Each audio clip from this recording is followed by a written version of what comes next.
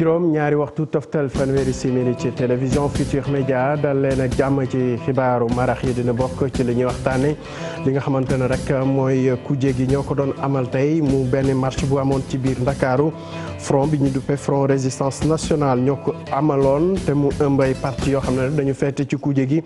ñooñee doxoon ci yenn mbedd yi utali foofe ci RTS ñuy sàkku rek ci kilifa yi rawatina ñi nga xam ne rek ñooy organiser élection yi ñu def kem kattan ngir fichier bi gën a mucc ayib fexe tamit ba Karim Wade ak Khalifa Sall mën a bokk ci élection yi ak itam ba kenn ku nekk nga mën a gis sa bopp ci li nga xamante ne mooy élection yi ñu des a nekk mbiru élection ak waa conseil constitutionnel tàmbali nañ nag liggéey bi aju ci vérifier lépp lu aju ci signature yi nga xam ne moom mee la mbëri yi samp seen ndënd doon joxe foofu loolee war leen may rek yu mën a sóobu ci boobu la élection bokk na ci Benno Bokk Yaakaar ci njiital président Macky Sall coalition Idy 2019 ak coalition Sonko président ñoon nag ñu ne ñetti parti yooyu wala ñetti coalition yooyu sax kenn ku ci nekk rek validé nga dossier bi lay mën a may nga soobu wala nga dem ci yooyu la élection kaddu yi premier ministre yëkkati woon Mahammed Boun Abdallah Dionne wax ci wàllu libéraux yi nekk fii ci réew mi nag gis na rek dafa am ci ñoo xam ne si ñoom ay sowaas lañu kaddu yooyu nag ñaawlu nañ ko loolu sax taxoon ñu jox kaddu gi tey rek kenn ku xam-xamam màcc jëm ci wàllu communication politique kookee rek ñëwaat ci kaddu yooyu gis ne soo moyul dina gën a xajamal diggante bi doxoon ci kilifa yi ak itam ñi feete ci kuje gi dinañ ko jeexaleek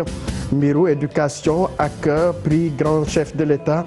pour enseignement kookee nag ñu jagleel ko góor gi fay mu gàddu rek raaya bi jagleel ko tamit lu toll ci ñaar fukki millions ci suñu xaalis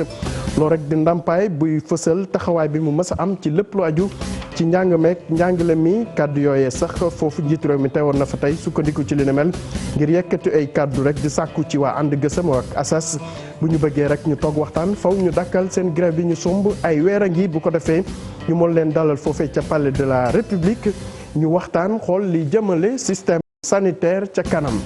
mbokk yi li mooy ponk yi gën a fës boo leen taxeloo tuuti ñu yaatal ko.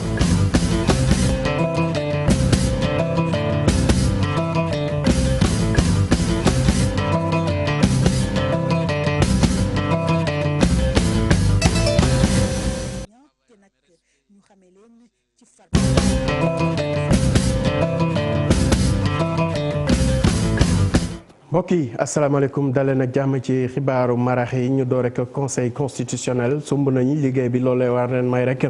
ñu saytu lépp lu aju ci wàllu signature yi nga xam ne candidat yi samp seen ndënd moo leen di may ñu mën a bokk ci élection palu njiitu réew mi ci loole nag waa Benno Bokk Yaakaar coalition Idy 2019 ak coalition Sonko président ñoom daanaka validé nañ seen dossier rek ñu ngi rafetlu taxawaay wala liggéey bi ñu def lépp aju ci wàllu parrainage bi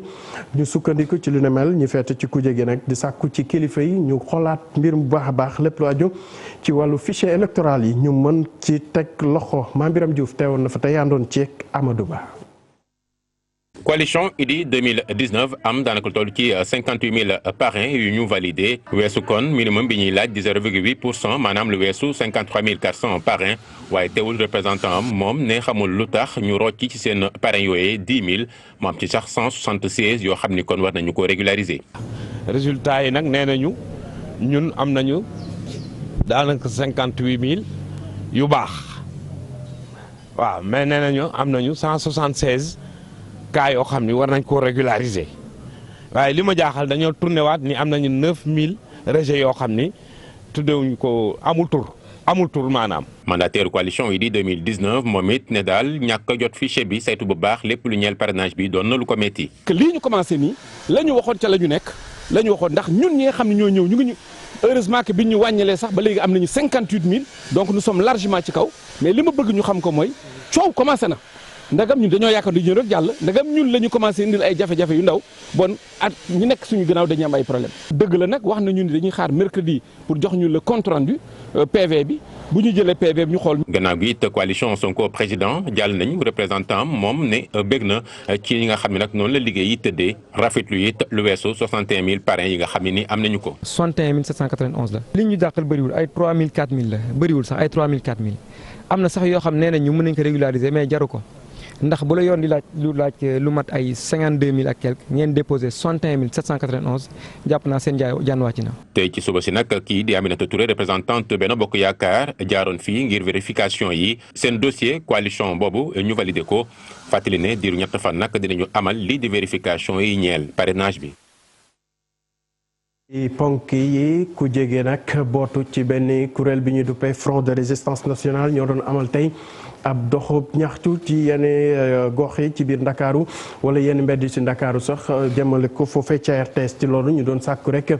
ci kilifa yi ci teewaayu ay nit yu takku rek ñu xoraat lépp lu aju ci wàllu fichier électoral yi def kem kattan ba kii di Khalifa Sall wala sax Karim Wade mën a bokk ci élection yi leneen lu ñu doon saytu tamit fexe ba élection yi ñu dëgmal ñu amal ko ci ay anam yu mucc ayib mu bañ a am benn rëq-rëq rek lépp leer Pape Farning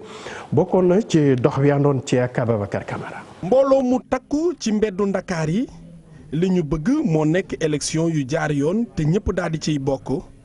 leneen li nga xam ne tamit ñoom laaj nañ ko moo nekk nit koo xam ne farul fenn daal di organiser yoru présidentiel lu ko mooy rek ñoom saasu ne dinañ taxaw jaamaroo nguur gi. mooy jël carte électeur yi téye ko ci jaay doole ak ci maatay bëgguñu tey xale yi wote bëgguñu sax askan wi ci gàttal woote parce que lu ñu téye ci ay carte d'électeur ñu ngi toll ci 1 600 000 cartes d'électeurs. ñun nag jàmm la ñuy wër jàmm la ñuy ñaan moom la ñu yàgg a doxal su bëggee nag jàmm am si réew mi na bàyyi Khalifa Ababacar Sall ak Karim Meïssa Wade participer aux élections présidentielles. élection bi moom dama ne ci wuruj la jëm ndax tey ñu ngi seet fii ci Cour suprême nan la ñuy éliminer naa signature baaxul lii baaxul ndaxte ñu waxante dëgg tey nga am 27 candidats 26 yi kese. bu ku nekk amee 2% 52% la nga dese matatul 50% dem nga deuxième tour. mobilisation bu rëy bi nga xam ne def nañ ko niki tey jii ñoom ku jegi jàpp nañ ne njiitu réew mi dina ci indi njàngat mu am solo laata muy weesu. Macky Sall comprendre enjeu bu élection présidentielle comprendre solo si Sénégalais yi jox élection bu nu mel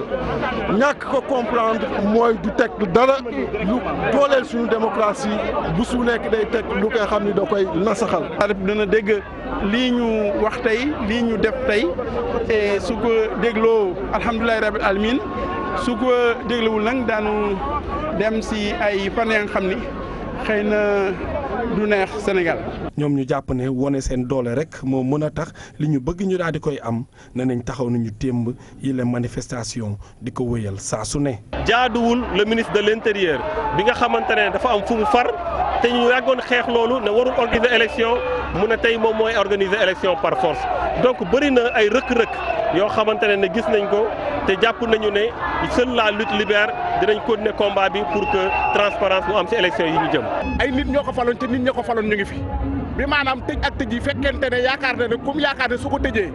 dana am ndam mu ngi juum te lenn rek la ñuy xaar ci moom arbitre bi suuf la ñu wàccoo Macky Sall. li ko dalee Bourguiba jàpp rond-point Centenaire ñoom mbooloo mu takk boobu yor ay pancarte bind ci li nga xam ne moom moo leen naqari ñenn ñi takk ay brassard yu xonq boole ci di way ak a fecc ngir Macky Sall daal di jugee ci bopp nguur gi. Fafara ñi ngi ñu desandi ci mbiru politique ak kaddu yi Zahra Iyane Thiam yëkkati woon jëmale ko rek ci bataaxal bi ñenn ci kuje bi bindoon jëmale ko ci waa conseil constitutionnel ñooñee doon sàkku rek ñu xoolaat taxawaay bi fexe ba njuuj njaaj wala li ñuy duppee njuuj njaaj wala am ci loole élection loolu nag gis na ne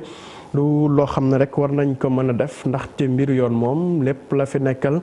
amul kii amul kele ku ci nekk rek da nga ci war a gis sa bopp itam ci li nga xam ne ci la ñu fas yéene amale yooyu la élection Alassane Ba tase woon nag moom àndoon ci ak Abdoulaye Diallo.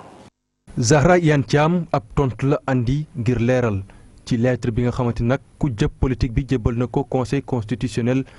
jëm ci wàllum saytu dossier candidat yi kii nga xamante nag kilifa la bokk ci Benno Bokk Yaakaar di fàttali li yoon wax jëm ci loolu. conseil constitutionnel mi koy def ak nam koy defee ak kañ la ko war a def lépp dafa tënku ci yoon gis nga boo demee ci décret wu loi numéro 2018-22 boo demee ci article L122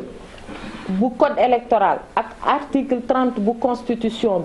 wax na également ci képp koo xam ne da nga bëgg yor carte électorale bi kañ nga ko war a mën a jot. opposition bi mu bindee conseil constitutionnel daf ko ne sama xel dalul ci li ngay def ndax ba léegi carte électorale bi yoruma ko waaye xam na ne mënu koo yor ndax xamaguñu kan moo war a doon candidat.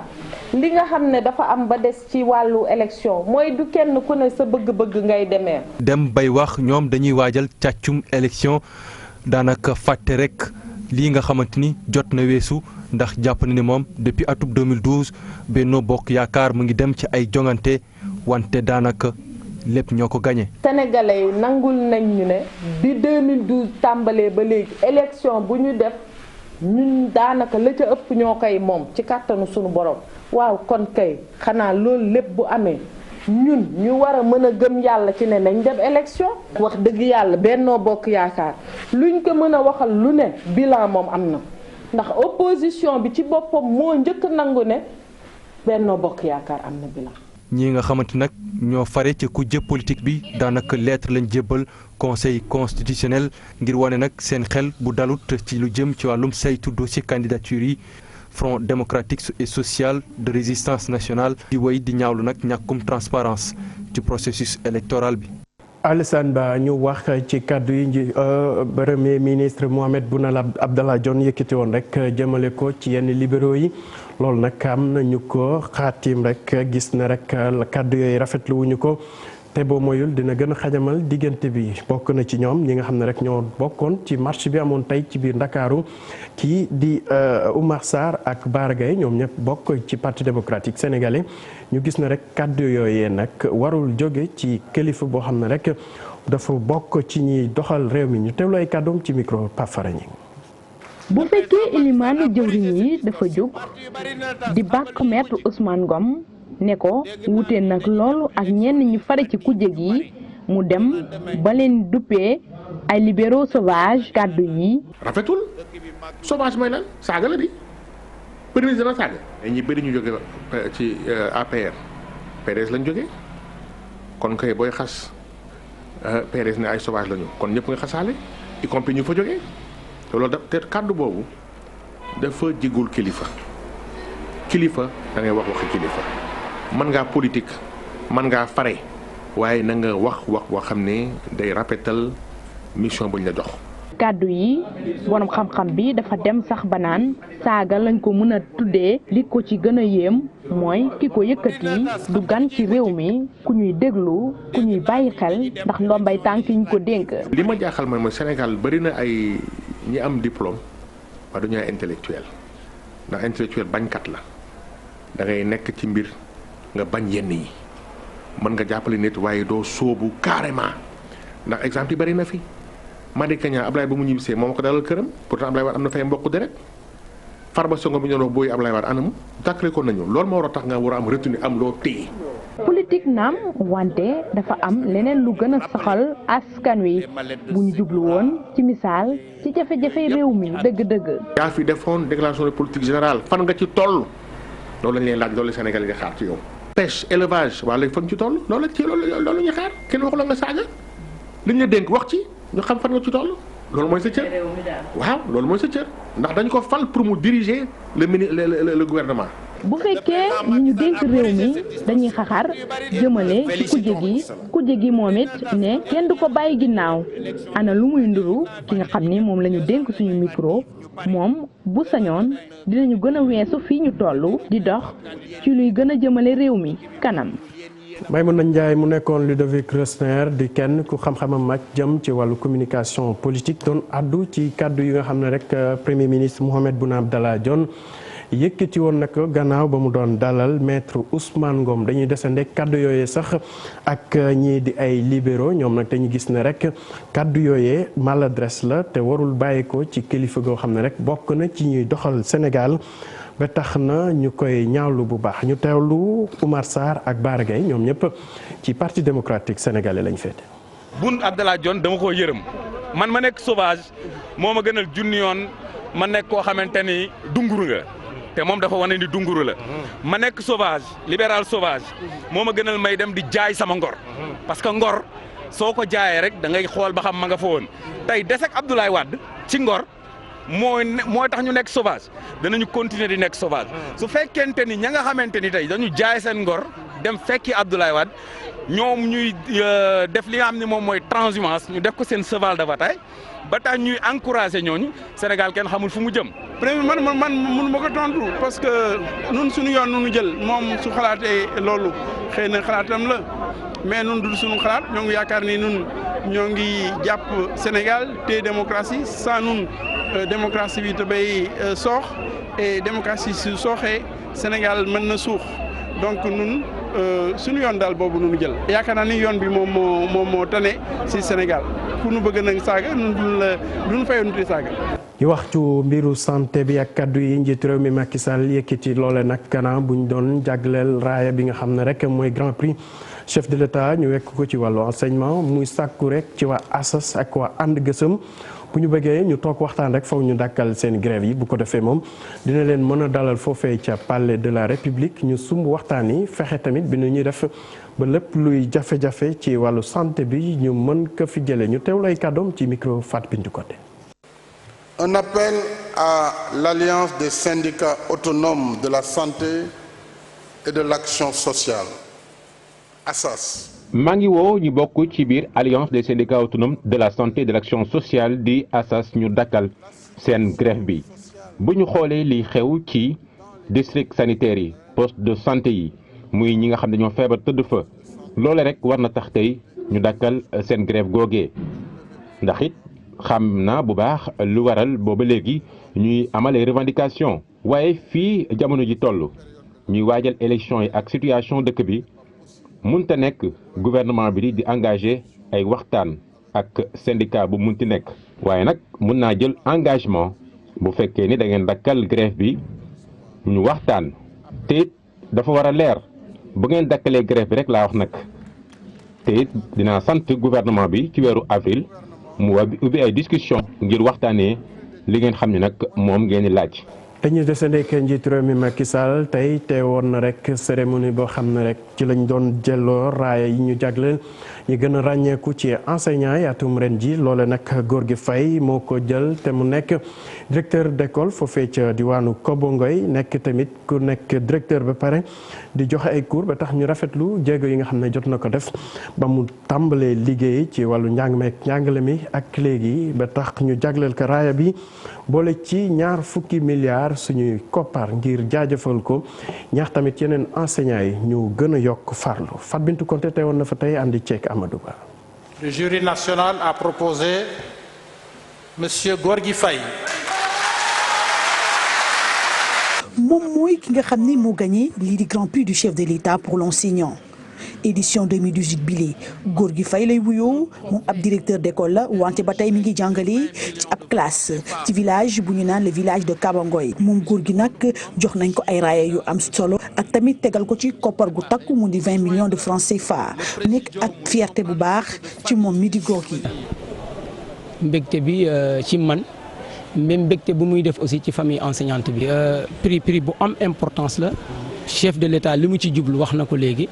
prix la boo xamante ne objectif am ci contexte revalorisation de la fonction enseignante la. ay prix d'encouragement joxe nañ ko fa ña ngi ko jox ñaari jigéen Fatoumata Fati ak Assietou Koïta kenn ki di professeur d'histoire et de géographie keneen ki di institutrice de 2e classe moom prix d'encouragement boobee ñu ko jox moom Fatoumata jàpp na ni daf koy gën a yokk mën-mën ak doole ci liggéeyam bi nga xam ne moom lay def. ma honoré mais dama gis ni que enseignant yëpp lañu honoré du xeex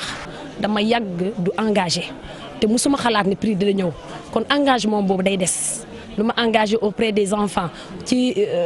wetu xale yi góor ak xale jigéen du leen jàppale du leen éduquer du leen former loolu day gën a yokk ci man parce que dama ko doon def musuma xalaat ne ni day am kon dama ciy gën a taxaw surtout ci côté xale jigéen yi. mu di liggéey boo xam ne jamono ji ci ay jafe-jafe rek la nekk ay grève yu dul jeex moom jiitum réew mi Macky Sall di xamle ni faaw ñu taxawal ab benn fondation tuddee ko fondation de l'enseignant ngir jàppale enseignants yi ci seen revendication ndax nguur gi mënul def lépp. Je demande au gouvernement de réfléchir. maa ngi sant gouvernement ak ay taux bonifié fondation boobu nag dina it war a may ñi nga xam ni ñoo ci bokk ñu mun a am ay logement ak lépp loo xam ni rek laaj na ci defarin bi. d'aide à l'acquisition et à la construction de logements. moom grand prix du chef de l'État boobee nag ñi ngi koy jox ay enseignants te nag ñu xamee leen ci farlu ak fonk seen liggéey ren ji nag ñu amoon ab invité d'honneur benn burkinabé la ñu koy wooyee Maxime Sou ci dëkkam nag ràññeeku na fa bu baax a baax lu jëm ci wàllum njàngale bu mucc ayib. Fatou Bintou mu nekkoon 20 millions wante du 20 milliards ñu ciy jaajëfal kooki di Gorgui Faye ñu wax ci leneen feetu fin d'année jamono ji nag bëri na ñu koy waajal ci biir réew mi rawatina fii ci Ndakaaru ca marché Sandaga moom xumb na lool bu ñenn ñi di waajal ñeneen ñi gis na rek dañu fas yéene dem seen njaboot passé ko en famille loolu tax ñoom ñi nga xam ne rek ñooy commerçant yi ñu gis seen bopp bu baax a baax ci jamono ji Kumba Amar Lo doxantu woon na fa ca marché Sandaga andoon ceek Gervais Yao. ay fan képp des ci njeexitalu at mi fii ci marché Sandaga daanaka foo sànni mbattu mu tàkk Sénégalais yi ñoo ngi préparé bu baax bi la fête. comme man du may génn lu bari donc fête bi ñëpp dañuy génn damay profiter génn si passé fin d'année bu baax comme ça dugg ci beneen année bi si jàmm ak salaam. dinaa sañse moom sañse ba def bu mu baax robe daal la après ma dem na ñaani yàlla na ñoo am wéegu yaram yu baax. bu dee ñii feetu moo leen gënal ñeneen ñi toog diisoo ak seeni mbokk mooy seen bëgg-bëgg. en famille ci biir kër gi rek togg comme ñëpp feetu bu ñu mënee génn doxantu dem place de l'indépendance on le fait aussi loolu comme tout le monde. man xanaa ànd sama jëkkër def sañse daal bégal ko xolam neex parce que loolu mooy àdduna daal sa xol di féex moom doo xalaat dara. waaye ñii di jaaykat yi nag yëguñu seen bopp benn yoon ci fête bi. ñëwaguñu tellement je sais pas parce que nit ñoo amul xaalis wala dañu feetul wala xamuñu kuñ quoi peut-être d'ici lundi ça va changer quoi. fête yi fi daan jaar daal xamee ma ko bii quoi. clients yi ñëwuñu marché bi lay fees del mais kenn mooy jën indiwaale seen waa kër ñëpp ba pare benn article la jën dem ñibbi. defaru ba jekk ci fête bi di bëgg-bëggu ndaw bu nekk waaye ak jamono ju nakare ji dina doon lu jafe ci mim réew. Kumba Amad Lo Serigne Salih Mbacké nekkoon juróomeelu xalif général Cheikh Ahmadou Bamba ba mu nelaweek léegi am na fukki at ak benn bëri ci réew mi fu ñu màggal rek li nga xam ne mooy anniversaire um dëddoom àdduna ba tax na rek ñu doon sàkku ci xale yi rawatina askan wi yëpp ñu jëfee li nga xam ne ci ay digle la woon ci lépp lu aju ci liy dundal diine islam ak itam yoonu murit mu doon ko nga xam ne rek dafa yiggéeyal lépp lu aju rek ci islam ba nim fi bàyyeekoo dinañ ci ñëwaat ci suñu xibaaru nasaraan ñu jeexale ko tàggat yaram ak jafe-jafe bi doxoon diggante waa génération foot ak ñaari tali ba amoon sax ab bus rek seen bus waa ñaari tali bu ci tojoon loolu nag ñi nga xam ne ñoo jiite génération foot ñaawlu nañ ko bu baax a baax te nee nañ dinañ def kem kàttan ngir li ni mel bañ fa amati ñu teewlu seen directeur communication Tall Fall muyoo ci micro Cheikh Sadibou Diarra. ñu ngi jéggalu président Djibi Wade li xew benn xale la bu doon foog ay moroomam muy sànninte xeer xam nga xale buy fo munoo ko maîtriser bu doon sax ay mag la dinaa ne ñun ñoo tooñ mais xale yu ndaw yu doon fo seen biir di sànninte ay xeer bus bi di romb mu dal ci loolu mooy li am. bëggoon dafa am supporter bu war a def lu mel noonu ndax ci équipe adverse yaakaar naa ne dootoo ñëw di bokk ak ñun ci dara kooku am nañu fullaak fayda goo xam ne nit yabuñu ba war a ñëw fekk ñu liggéey li ñu liggéey depuis des années di ko tabax ba léegi te sotteegul nga ñëw di ñu yàqal waaw kooku duñ ko may benn doomu aadama nag boo xam. mbokk yi fii la ñuy yemale xibaaru marax yi di leen jaajëfal ci teewlu beeg sa foofu ci kanam tuuti Ibrahima Kane dina fi teew tënk leen xibaar yi ci nasaraan jërë ngeen jëf.